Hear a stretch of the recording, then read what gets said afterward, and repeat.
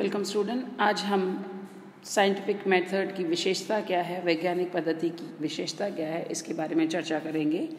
पूर्व में मैंने आपको साइंटिफिक मेथड है क्या, साइंटिफिक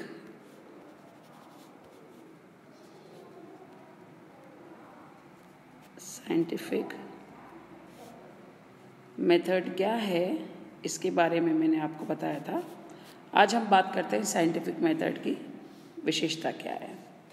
सबसे पहली विशेषता है वेरीफाइबिलिटी या प्रमाणिकता। विज्ञान प्रमाणिकता पर बल देता है। इसका मतलब ये होता है कि इसके द्वारा संकलित आंकड़ों की प्रमाणिकता की जांच कोई भी व्यक्ति जिसे उनके बारे में संदेह हो वह कर सकता है। विज्ञान या वैज्ञानिक विधि द्वारा एकत्रित आंकड़ों का परीक्षण या पुनः परीक्षण किया जाता है। विज्ञान दार्शनिक या काल्पनिक तथ्यों के संकलन पर बल नहीं देकर जो तथ्य इकट्ठे किए गए होते हैं उनके आधार पर प्रमाणिकता या वेरीफाइबिलिटी या सत्यापन करता है। जैसा कि मैंने आपको पूर्व के लेक्चर में मैंने बताया था कि अगर हम देखना चाहते हैं कि is there any relationship between broken home and जेवेलाइन डेलिक्वेंसी, या बाल अपराध और विघटित परिवार में कि विघटित परिवार बाल अपराधियों को बढ़ावा देता है, अगर हम ये देखना चाहते हैं तो हम बाल अपराधियों से तथ्य इकट्ठे करेंगे। मतलब हम जाएंगे और पता करेंगे, इंटरव्यू, ऑब्जर्वेशन, शेड्यूल के द्वारा हम आंकड़े इकट्ठे करेंगे और हम ये देखेंगे, जो कि हमने फर्स्ट ईयर के पेपर में क्या होता है टूल एंड टेक्निक के बारे में हम ऑलरेडी डिस्कस कर चुके हैं फर्स्ट ईयर के सेकंड पेपर में। तो हम इंटरव्यू, क्वेश्चनर, शेड्यूल, इन सब से जो है सहायता से हम पता करेंगे और तथ्य इकट्ठे करेंगे। और सपोज हमने 100 सैंपल्स में से 100 लोगों से बात करी और 100 लोगों के बात के आधार पर हमने अगर मैक्सिमम नंबर मोर देन 50% अगर लोग हमें जो डेटा इकट्ठे किए हैं वो कहते हैं कि उनका फैमिली बैकग्राउंड कहीं ना कहीं विघटित परिवार का रहा है, तो हम ये कह सकते हैं तथ्यों के आधार पर कि ब्रोकन होम, विघटित परिवार जो है बाल अपराधियों को बढ़ावा देती है। तो हमने क्या किया, उसको वेरीफाई किया। अगर मेरी इस बात को कोई दूसरा जाके सत्यापन या उसको सत्यापित करना चाहता है तो वो जाके उस आंकड़ों के आधार पर पता कर सकता है। दूसरी बात करते हैं ऑब्जेक्टिविटी या वस्तुनिष्ठता। विज्ञान की दूसरी बहुत इंपॉर्टेंट विशेषता वस्तुनिष्ठता है। इसमें व्यक्तिपरक सब्जेक्टिव रूप से पक्षपात व उद्वेगों के आधार पर तथ्यों को व्याख्या न करके तटस्थ रूप से ज्यों के त्यों जैसा फैक्ट है उसी फैक्ट को उसी प्रकार से जो है प्रस्तुत किया जाता है। हमारे अपने विचारों, मनोवृत्तियों या उद्वेगों द्वारा अनुसंधान आदि प्रभावित नहीं होता है तो उसे वस्तुनिष्ठ अध्ययन कहा जाता है। यदि अनुसंधान वस्तुनिष्ठ है तो विभिन्न विश्लेषण करता है किसी सामान्य तथ्य का विश्लेषण करके एक समान निष्कर्ष ही निकालेंगे।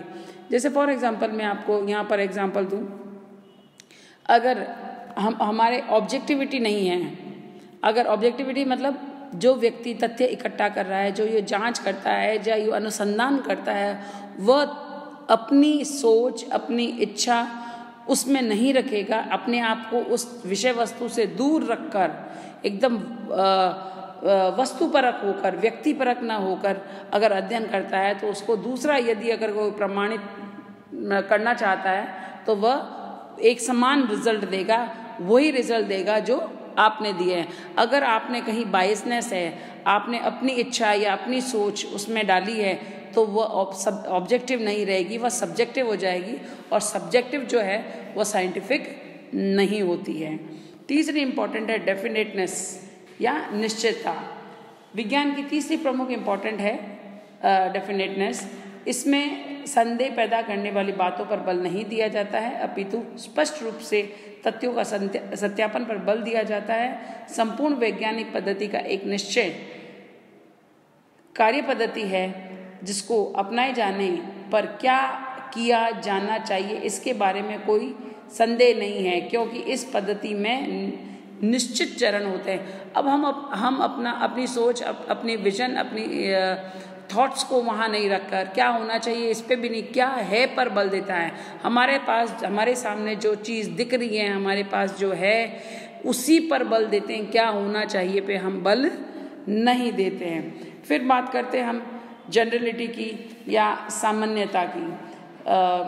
सभी प्रकार के विज्ञानों में इसका एक निश्चित रूप या निश्चित चरण है, इसलिए इसे सामान्य पद्धति कहा जाता है, क्योंकि इसके द्वारा सामान्य नियमों या सिद्धांतों का निर्माण करता है। अगर मैंने कोई नियम बनाए, कोई लॉ बनाए हैं, तो मेरे बाद भी जो है हो सकता है उसमें कोई चेंज हो, तो हम वो देख सकते हैं, वेरिफिकेशन कर सकते हैं वो नियम सही है या नहीं।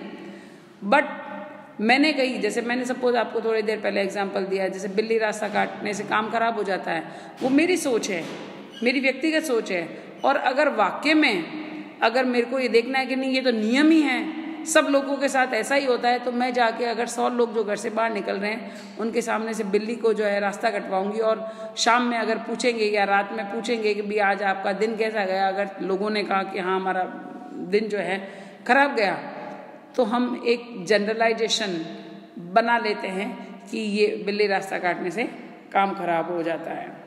फिर हम बात करते हैं क्रमबद्धता या सिस्टमैटिक की। क्रमबद्धता या सिस्टमैटिक अनुसंधान समस्या से संबंधित तथ्य एकत्रित करने की सहायता मिलती है। यह सभी संबंधित सामग्री विश्लेषण की इकाइयों के अनुरूप आंकड़े एकत्रित करने में सहायता देते हैं। इस पद्धति को अपनाने में व्यक्ति इधर उधर भटकने की, जैसे आपने देखा होगा आप शिप पे, तो मैं आपको बता दूं एक बैरोमीटर लगा हुआ होता है ना, बैरोमीटर, जो कि नाव जब समुद्र में जाती है तो वो आपको डायरेक्शन बताती है कि आपको इस डायरेक्शन में जाना है। तो ये सिस्टमेटिक होना बहुत ज़रूरी है। आपको दाएं बाएं नहीं मुड़ना है, आपको एक एक चरण, स्टेप्स ऑफ साइंटिफिक मेथड, जो कि फर्स्ट ईयर में मैंने बताया था आपको, उन स्टेप्स के आधार पर ही हमें मूव करना है। हमें अपनी सोच, अपना तरीका नहीं अपनाते हुए जो वैज्ञानिक तरीका है उसे अपनाना चाहिए, तभी हमारे द्वारा निकाले गए जो निष्कर्ष है या परिणाम है या रिजल्ट है वो उस वेरीफाइबल होंगे, वो जनरलाइजेशन होंगे, उनको लोग मानेंगे। फिर हम बात करते हैं कॉज इफेक्ट रिलेशनशिप की या कार्य कारण संबंधों की। विज्ञान है वैज्ञानिक पद्धति की एक अन्य प्रमुख विशेषता है कि इसका कार्य कारण संबंधों पर वह बल देता है। पद्धति किसी प्रघटना का कारण या परिणाम दोनों का पता लगाने में सहायता करती है कि कोई भी घटना घट रही है तो वह क्यों घट रही है। जैसे आपने देखा होगा कि अगर हमें सपोज फॉर एग्जांपल, जैसे मैंने आपको बार बार एग्जांपल दे रही हूँ बाल अपराधियों का और विघटित परिवारों को, अगर हमें बाल अपराधियों को रोकना है या इनकी संख्या को कम करना है तो हमें परिवार को संगठित रखना होगा। हमें विघटित परिवार, अब विघटित परिवार क्यों होते हैं? पैसे की कमी के कारण भी होते हैं, अनएम्प्लॉयमेंट के कारण होते हैं, शिक्षा के कारण होते हैं, है ना। तो बहुत सारे ऐसे कारण, क्यों? जब पैसा नहीं होगा तो हस्बैंड वाइफ में झगड़ा होगा, दोनों अलग अलग रहेंगे, या परिवार में उनको प्रॉपर खाना पीना नहीं मिल रहा है, या फादर जो है अल्कोहलिज्म, ड्रग एडिक्शन की प्रॉब्लम होती है। तो ये सारी बहुत सारी जो उससे रिलेटेड जो चीज़ें हैं कि इन कारणों से ये रीज़न है इस घटना के लिए रिस्पॉन्सिबल। तो हमें अगर उस घटना को रोकना है तो उन कारणों को रोकना होगा। तो एक कॉज इफेक्ट रिलेशनशिप का संबंध होता है। फिर बात करते हैं हम प्रेडिक्शन या अनुमान की।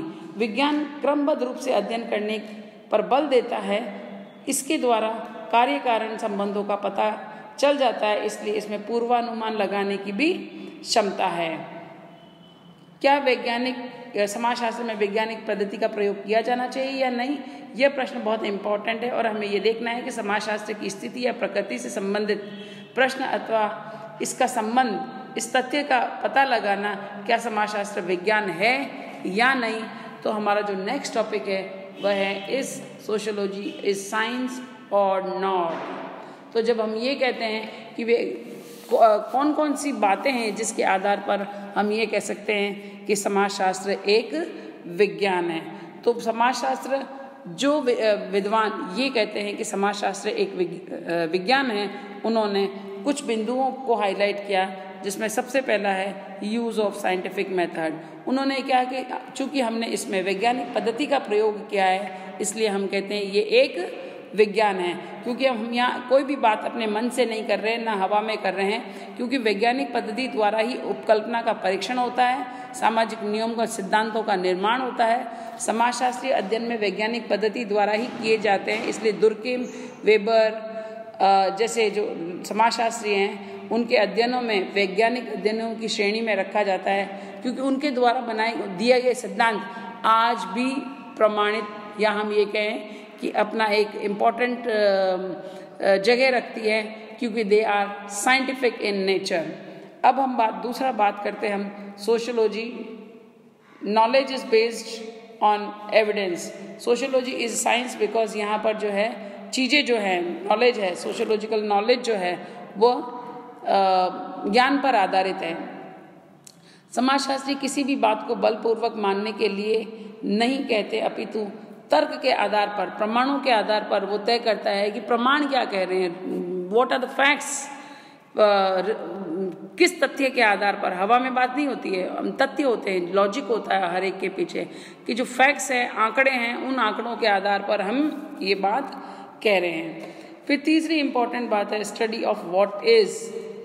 समाजशास्त्री तथ्यों का यथार्थ रूप से वर्णन नहीं करता है, अपितु इनकी व्याख्या भी करता है। इसमें तथ्यों को बड़ा चढ़ाकर नहीं करके आदर्श रूप में कल्पना से मिश्रित करके प्रयुक्त नहीं किया जाता है, अपितु वास्तविक घटनाओं जिस प्रकार से वे है वास्तविक रूप में, उसका वैज्ञानिक अध्ययन करता है।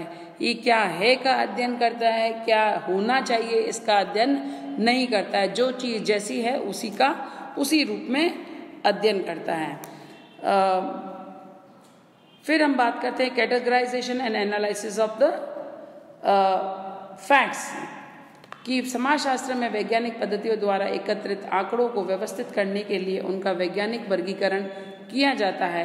तर्क के आधार पर निर्वचन करके निष्कर्ष निकालते हैं, क्योंकि तथ्यों का वर्गीकरण उनको क्रमबद्ध का ज्ञान और सापेक्षिक महत्व का पता लगाना ही विज्ञान है। इन सब बातों को हम समाजशास्त्रीय विश्लेषण में स्पष्ट रूप से देखते हैं, इसलिए हम ये कह सकते हैं कि समाजशास्त्र एक विज्ञान है। अब आप ये कहोगे ये क्या समझ में नहीं आया, categorisation and analysis of fact क्या है। मतलब आप उसको कैटेगरी, सपोज फॉर एग्जांपल जो आपने आंकड़े इकट्ठे किए हैं कि क्या बाल अपराध जो है विघटित परिवार से आते हैं, तो आपने जब उनसे पूछा गया तो कितने लोगों ने हाँ बोला, कितने लोगों ने नो बोला,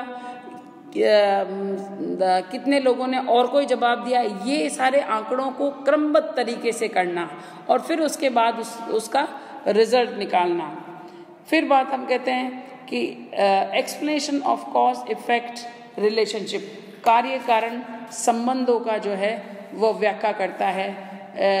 कोई भी घटना घटती है वो किस कारण से घटती है, इसका समाजशास्त्रीय दृष्टिकोण से जो है, बिकॉज सोशियोलॉजी साइंस, और जैसे अभी मैंने आपको एग्जांपल बताया कि विघटित परिवार बाल अपराध को बढ़ावा देती है, इसलिए बाल अपराध को रोकना है तो हमें विघटित परिवार को सही करना होगा। तो हम ये कहते हैं विघटित परिवार कारण है किसका, बाल अपराधियों का। तो बाल अपराध और विघटित परिवार दोनों में कार्य कारण संबंध है। कार्य क्या हो रहा है, बाल अपराधी बढ़ रहे हैं, कारण क्या है इसका, विघटित परिवार। तो ये जो चीज़ें हैं वो कॉज इफेक्ट रिलेशनशिप इसमें होती है। बाद में हम बात करते हैं अटेम्प्ट फॉर जनरलाइजेशन और बिल्डिंग अ थ्योरी। समाजशास्त्र में वैज्ञानिक पद्धति द्वारा अध्ययन किए जाते हैं और समाजशास्त्री वास्तविकता को समझने का प्रयास करता है, इसलिए इसमें सामान्यीकरण करने एवं सिद्धांतों का निर्माण करने का प्रयास किया गया है। जब हम फैक्ट्स देंगे तो फैक्ट्स के आधार पर हम थ्योरी बिल्ड करने का प्रयास करते हैं। उस थ्योरी को, उस फैक्ट्स को भी हमें वेरीफाई करने की पूरी छूट है, हम उसको भी वेरीफाई कर सकते हैं। जैसे सपोज दुर्किम ने डिवीजन ऑफ लेबर की बात करी या सुइसाइड की बात करी, अब उसकी वो सिद्धांत सही है या नहीं है। जैसे न्यूटन ने ग्रेविटेशन की बात करी तो ये सिद्धांत सही है या नहीं है, ये जाके हम परीक्षण कर सकते हैं। तो वैसे ही इसका परीक्षण करके उसको वेरीफाई किया जा सकता है।